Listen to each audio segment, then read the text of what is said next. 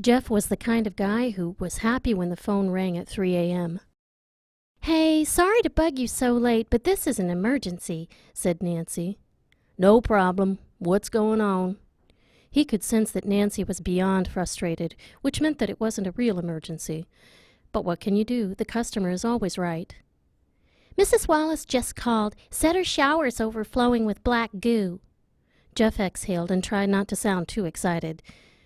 "You can tell her I'll be right there."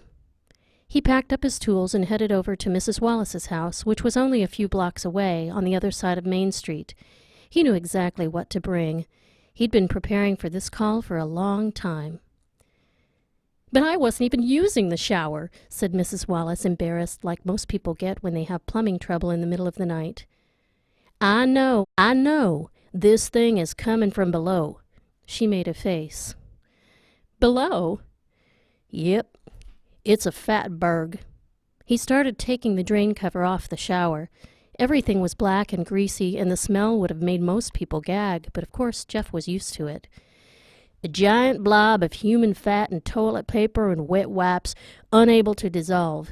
It's down in the sewer, and I've been chasing it for years."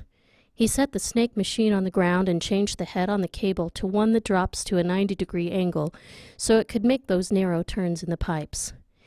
"It's traveling up and down Roosevelt Avenue. I've seen it pop up as far as the Hilton on 16, but every time we try to pull it out, it gets loose again and disappears." "Like a cat and mouse game," chimed in Mrs. Wallace.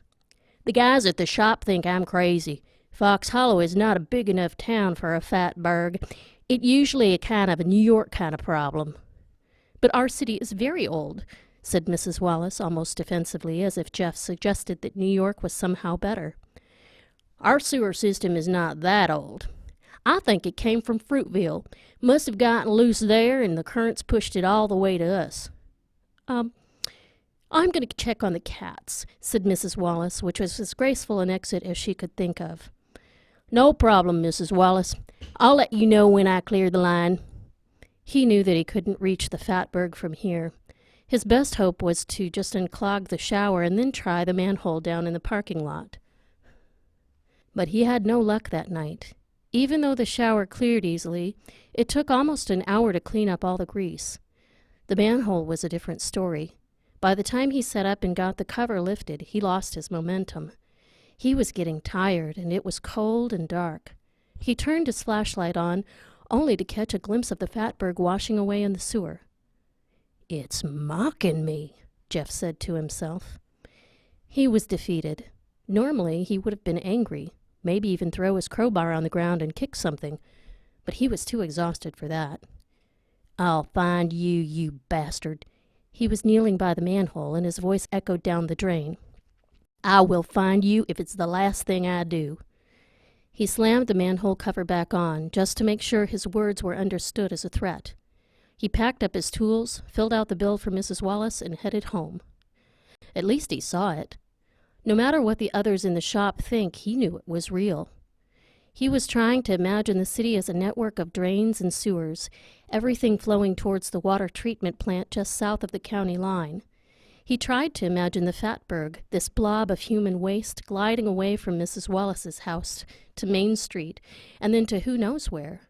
Would it get jammed at the restaurant on the corner, or somehow pass by, defying physics, just to pop up again on the other side of town weeks from now?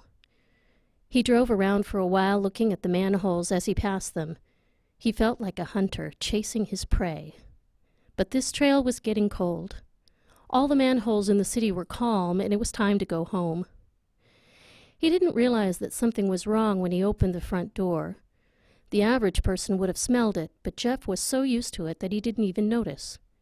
And it was too dark for him to see the trail of grease coming from his tub, leading into the bedroom, or the bits and pieces of tissue paper that were stuck to the walls, or the fat wedged between the floor tiles.